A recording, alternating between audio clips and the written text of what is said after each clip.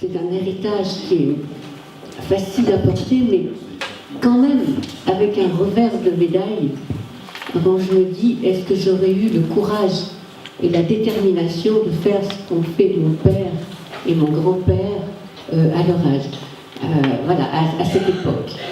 Et comme on nous l'a dit tout à l'heure, les Justes sont quelque part des anti-héros. M. Nissim nous a dit que quand on les interrogeait, ce qu'ils ont fait, ils trouvaient ça normal. Et dans ma famille, heureusement, je suis maman de 3 enfants, et c'est dans les années 1990, à un repas de Noël, que 3 garçons ont posé des questions à leur grand-père. Papy, qu'est-ce que tu as fait pendant la guerre? Il était né en 27. Et très naturellement, il nous dit, mais j'étais jeune, mais j'étais agent de liaison dans la résistance, et surtout, j'ai aidé mon père, le commissaire, à prévenir les fermiers juifs. Je savais que mon grand-père avait été à Dachau, je savais que mon grand-père était résistant, mais moins de choses au niveau de la population juive.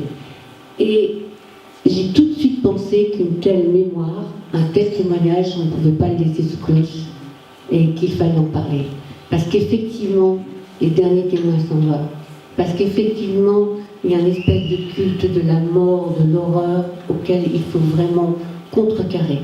Et comme je dis souvent, quand j'arrive dans les collèges et les lycées, j'arrive avec ma collection de désobéissants. J'arrive avec ma collection d'antidotes et de contrepoison à la haine. Et les jeunes ont besoin d'écouter ça. Michel Serres, le philosophe, a dit que les enfants, à 12 ans, auront vu 12 000 meurtres, et c'est le mot cadavre qu'ils auront le plus entendu. Et c'est évidemment inadmissible, c'est dangereux. Il faut endiguer cette haine sur les réseaux sociaux, et c'est vraiment avec des actes simples et des actes concrets qu'on peut parler aux jeunes.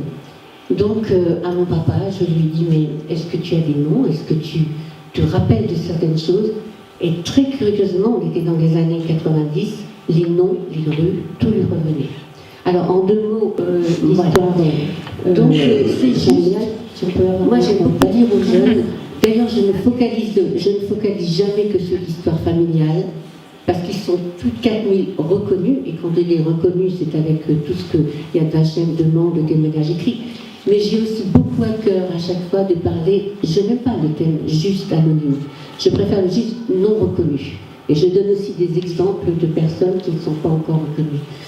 Donc, dans ces justes, un historien parle d'une rame de wagon de métro où on a plusieurs visages, plusieurs personnes, il n'y a pas une détermination vraiment à être juste, et toutes les catégories sont représentées socialement. Et donc, ça, je crois que c'est très important, dans ces 4000. Et bon, il y a des catégories qui sont un petit peu plus représentées, comme évidemment le monde rural. La police est assez bien représentée. Et là, c'est très important parce qu'avec la responsabilité qu'ils avaient, ils étaient amenés à trancher très vite sur leur responsabilité. Et s'ils faisaient un choix, ils étaient vraiment très efficaces. Et dans le cas, la semaine dernière, il y a eu un reportage sur la police de Vichy, et là je me suis rendu compte que c'était un privilège, une bénédiction, on peut appeler ça une grâce, comme on veut, d'avoir un grand-père comme Georges Vicoureux. Donc, en 2 mots, bon, il y a plus de 54 policiers et commissaires qui sont reconnus, dont un Nancy aussi qui a évité, 4 pistes commissaires, donc qui ont évité grave. Je ne suis pas de cette région, je suis dunkerquoise, donc mon grand-père était commissaire à Dunkerque, et très vite vraiment, au début de la guerre, de l'occupation, il a eu une attitude anti-allemande, ce qui n'a pas du tout échappé à la Gestapo de Lille, et les autorités allemandes ont exigé sa relève. Vichy l'a replacé à Bagnères de Bigorre. Ils sont arrivés à Bagnères de Bigorre en juillet 1942 avec mon père, avec toute la famille, on peut voir le 14. Et donc à Bagnères, et bien évidemment, novembre 1942, toute la France est occupée, ils remettent ça. Le père et le fils travailler dans la résistance. Quand j'ai demandé à mon père pourquoi il avait cette envie de réagir et d'aider, en fait, je me suis rendu compte qu'il ne supportait pas l'occupation, c'était avant tout des patriotes. Donc Georges Vigoureux, commissaire, protège des réfractaires du STO et fait des cartes d'identité pour la population juive en danger. Et c'est là ce qui a été... Donc voilà, alors là on voit mon papa tout au-dessus en classe, et on voit le jour où il a reçu cette distinction à Paris, par l'ambassadeur de l'époque, Liodel Ancry, pour cette distinction. Donc, mon grand-père recevait des messages codés d'un employé de la préfecture de Tarbes. Voilà un juste nom reconnu. Et quand il recevait ces noms, il allait les prévenir. Il n'avait pas confiance en tous ses inspecteurs.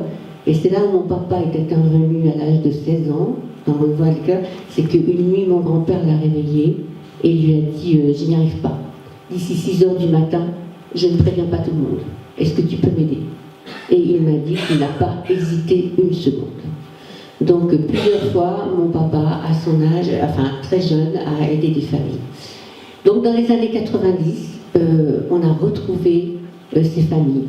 Mais quelque chose de très important, je vais vous dire, la première personne à qui mon papa a téléphoné, elle lui a dit, après un traumatisme pareil, je crois qu'on hésite entre amnésie et se souvenir, la première personne a dit, effectivement, un petit jeune de 16 ans m'a prévenu, mais je suis incapable de témoigner, je suis incapable de passer de cette période, je veux tourner la page. Bon, pour quelqu'un qui ne connaît pas un héros, c'était pas... Mais après, bon, comme je parlais d'autres exemples, on a retrouvé, et donc voilà.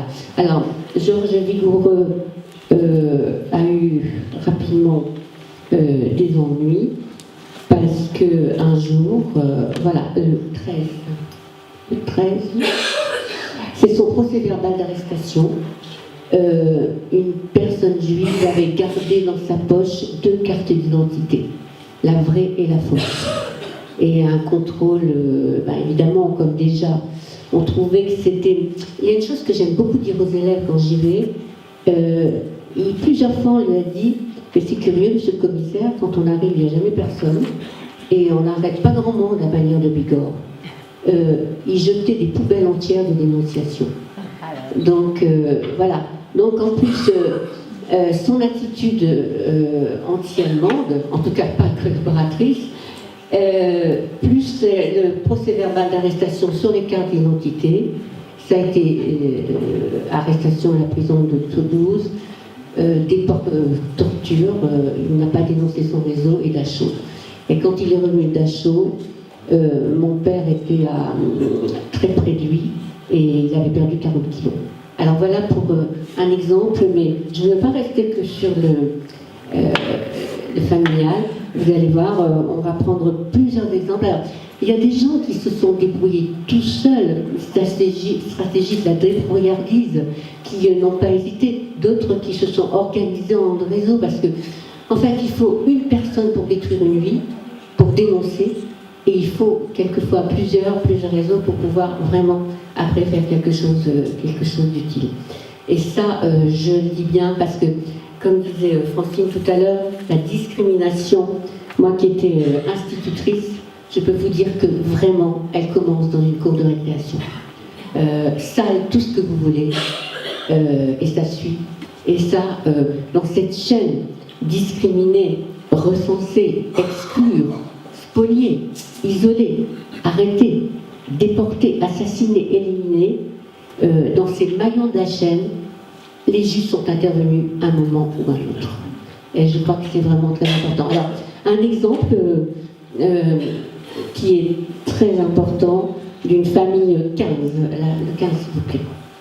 Une famille polonaise qui est venue trouver refuge en France.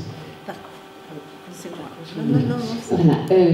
Donc, alors, vous voyez, c'est ce que je donne aux élèves. Donc, je fais, quand je suis surtout chez les CM2, je fais lire. Donc, voilà. Et puis, en plus, je veux absolument que les élèves sortent avec des visages, avec des choses concrètes. Donc c'est pour ça qu'il y a des portraits. Alors cette famille juive est venue trouver refuge en France et rafle du Veldiv en 1942, arrestation. Arrestation de toute la famille, sauf des deux aînés, parce que là aussi, c'est un préjugé que je démonte. Quand on me dit les Juifs, ils se sont fait arrêter, ils n'ont pas beaucoup bougé. Bon, oui, mais ces deux-là, ils sont en prison parce que c'était des antifascistes et ils avaient distribué des tracts. Donc les deux aînés étaient en prison et c'est le reste de la famille qui est arrêté. Et au Veldiv, Lazare, le petit garçon de 14 ans, lui, il a beau avoir 14 ans, il a un espèce d'instinct de gibier traqué. Et tout de suite, il dit l'histoire d'aller jardiner en Pologne, dans l'état où les gens sont au Veldiv, où les vieillards sont en train de mourir, il n'y croit pas une seconde. Et il s'arrange pour, avec ses parents, de s'échapper du Veldiv. Mais quand il sort, qu'est-ce qu'il fait? Il se souvient qu'il avait quand même un camarade français qui était gentil avec lui, il avait vu une fois la maman, et il se rend donc au domicile de Madame O. Ça aussi, ce sont des justes. Ce sont des familles qui n'auraient pas dû forcément se rencontrer. C'est une famille bourgeoise, je ne sais plus quel arrondissement à Paris, et puis Lazare vit dans une chambre de bonne avec ses parents, et ces familles se rencontrent. Et j'ai trouvé un poème dernièrement que j'aimerais mettre presque en fond d'écran de cette histoire, parce que c'est un poème d'Alexandre Doller, qui est fils d'un peintre arrêté à Paris, et ce qu'il dit, c'est vraiment le cas pratique et concret de cet exemple. La vérité, justement, ils ne l'ont pas révélée. Ils n'avaient pas le temps, ne pas s'attarder. C'était oui ou c'était non. Voici des enfants fuyant l'occupant allemand et ses complices, la police de Vichy. Enfants traqués, désemparés, malades, et sans nouvelles de leurs parents depuis des mois. Faux noms, faux papiers, pas de papier. Ils sont devant la porte. Ils n'ont pas mangé depuis 3 jours. C'était oui ou c'était non. Et ont juste dit oui. Voilà, donc c'est un exemple de famille étrangère. J'ai d'autres exemples, là j'en ai beaucoup, évidemment je ne vais pas toutes les faire. Le 17, ça c'est un étudiant qui n'est pas dans la résistance, qui vit une vie normale, qui à la rentrée retrouve son appartement à Paris avec son père et il trouve une concierge bien embarrassée qui a mis Guillemot dans l'appartement. Eux ils ne se souvenaient pas d'avoir loué. Et quand ils vont dans l'appartement, ils trouvent une jeune femme, Dora Ebenreit, avec 2 enfants en larmes.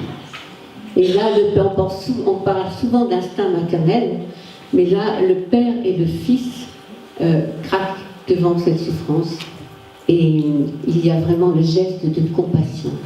Vraiment, en 1942, la compassion a commencé à l'emporter sur la stigmatisation. Quand on a vu les enfants avec les toiles jaunes, il y a eu des réactions. La conscience de l'homme de la rue, la conscience s'est réveillée. Donc ce jeune, alors évidemment, il y a le geste spontané, on est touché, mais on entend de guerre. Après, il y a des alternatives matérielles. Il ne va pas aller au commissariat demander des cartes d'alimentation pour les 2 réfugiés qu'il cache. Donc, il va prendre son vélo et toutes les semaines, il va faire 50 km pour aller trouver de la nourriture et nourrir cette famille. J'ai évidemment d'autres exemples.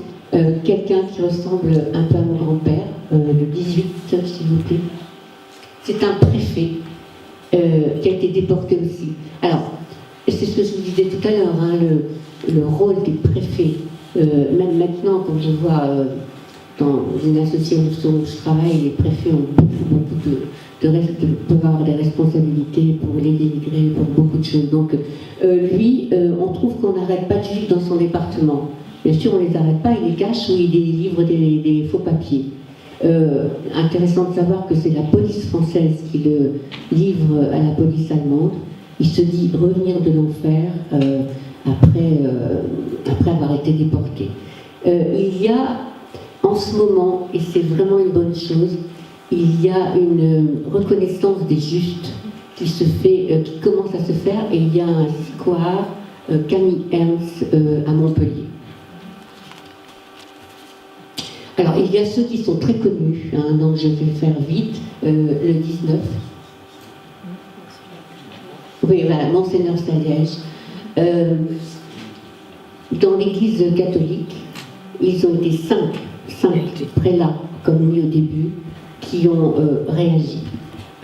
Travail, famille, patrie, ça leur allait très bien, mais il y a un moment où c'est insupportable. Et ça a été un des tracts, ce qu'il a dit vraiment dans son église, qui a été un des plus diffusés de la résistance de cette période. Et il a ouvert là les couvents, les églises ont commencé à s'ouvrir.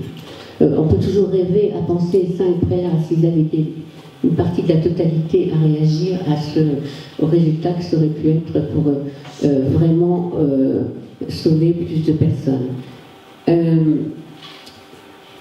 Elle est intéressante, le 21.